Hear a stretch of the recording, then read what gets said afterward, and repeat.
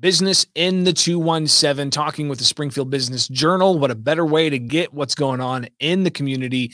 Michelle Ownbey, publisher of the Springfield Business Journal, joining us here on WMAY in the morning news feed. Good morning, Michelle. Good morning, Greg. So again, Springfield Business Journal staying on top of all of this for us so that we know where to go to find some of our favorite businesses. One of those, Twigs Bakery, they got a new location coming. Yeah, we chatted a little bit last week about Grateful Coffee Company getting ready to open up out on Toronto Road in the space that's currently occupied by Twigs. So we knew that there was more to come with that. And I had a chance to catch up with Emily Lewis, the owner of Twigs, who said that they have simply outgrown that Toronto Road space. They are moving into the former Pies the Limit there in Parkway Point. You may recall Pies the Limit closed their second location. They still operate out of the MacArthur location, but they closed their second location in Parkway Point last year. So Twigs said that will allow them to double their square footage and significantly increase the size of their kitchen. So they are making plans, and we'll have that space open probably before the end of the month. Yeah, it really is a testament to what Twigs is doing, right? I mean, when a business goes from a smaller footprint to then increasing the size of their operation, that really shows what they're doing is successful, right? Yeah, absolutely. And you know, they had a big year even during the pandemic and the shutdowns and all that. You may remember they opened Biscuits and Brunch in the former Smashburger space there at Chatham and Isles. Then they opened Salted Lemon Market and Creamery in the former Cherryberry space right next door. So they've had a lot going on, not only growing their existing business, but continuing to open new businesses and expand even throughout all the COVID restrictions. We're talking with Michelle Ownbey. She's the publisher for Springfield Business Journal here on the WMAY morning news feed, Business in the 217. I love hearing the new stuff about restaurants and bakeries and the success they're having. But there are other businesses in the Springfield area, including insurance offices. Tell us what's going on with Prudential. Well, this is another expansion. Prudential, of course, has their corporate office there on West Isles, but Brandon Wellman and Mike Osser opened their own office a few years back. They're at 1999 Wabash Avenue. But again, they have outgrown that space. They're currently leasing a small office there, but now they've purchased a building out on South 6th Street and are going to be moving in probably later this month after they close on that property.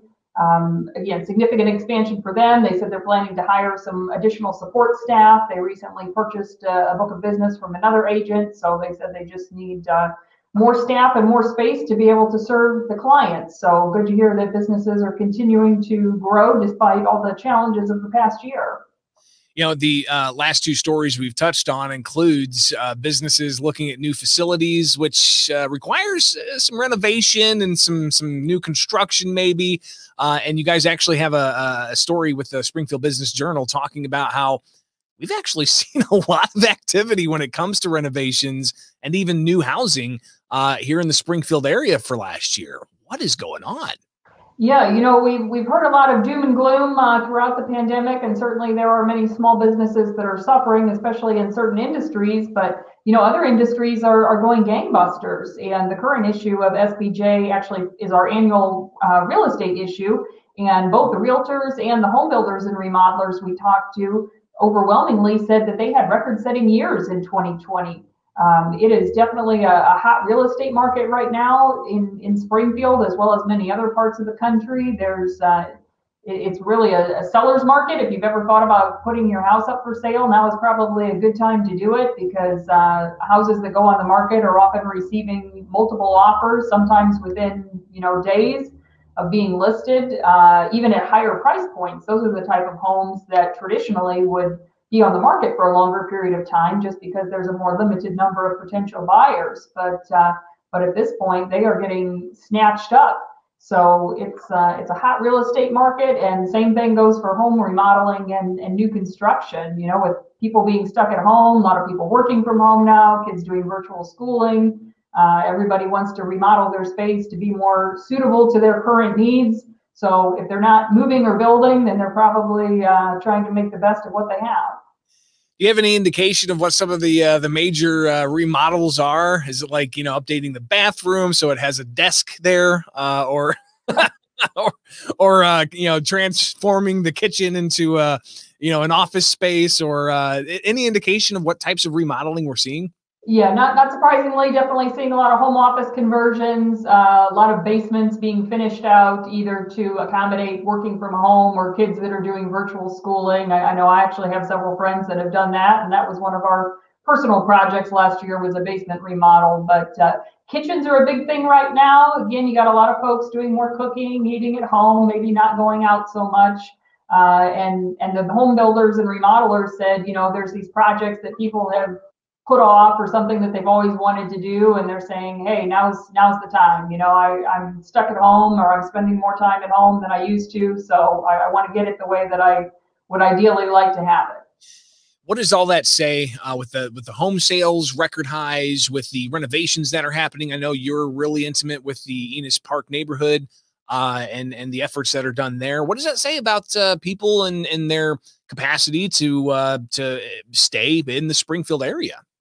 I think it's certainly a good sign. Again, we're seeing a lot of these same trends nationally, but it's holding true here as well. And let's face it, there's a lot of folks that are getting those stimulus checks that have a little extra money in their pocket. That, again, a lot of people that are struggling in the job market and really need that extra income. But you've also got a lot of middle to upper middle class folks that are doing just fine, and now they've got a little extra money in their pocket, and maybe that's one of the deciding factors in tackling some of these projects that they've been putting off. And of course, now it looks like there's probably another wave coming, and we're getting into spring, which is the big construction season anyway. So probably not a bad idea, if you've got something in mind, to start getting some bids and getting your contractors lined up, because it's going to be a busy construction season for all indications.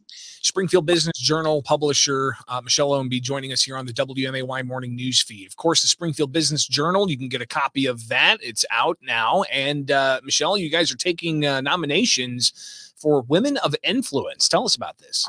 We are. This is our next awards program coming up. We do it every year and profile the winners in the May issue, and then have a reception and awards ceremony. The thing that's a little bit unique about this particular awards program is the nominations are not limited solely to the business community.